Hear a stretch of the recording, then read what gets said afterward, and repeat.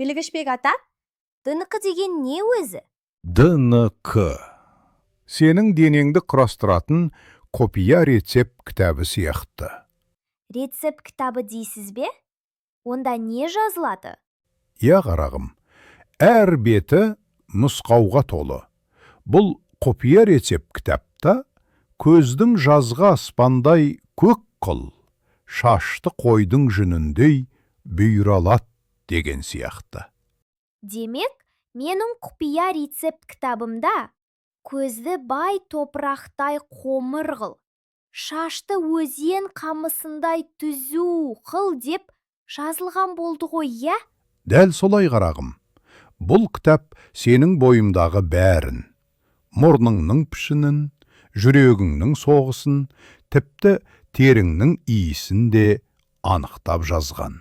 Білгішбек ата, ғажап екен. Ал ол қайда сақталады? Ненің жастығымның астында ма?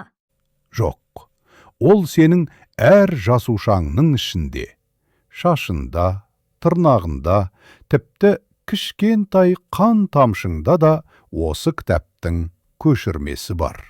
Сонда ДНК мені қандай болатынымды ақпарат толы сиқырлы кітап қой. Дұрыс айтасың. Әлемдегі ең керемет кітап сенің ішіңдегі ДНК.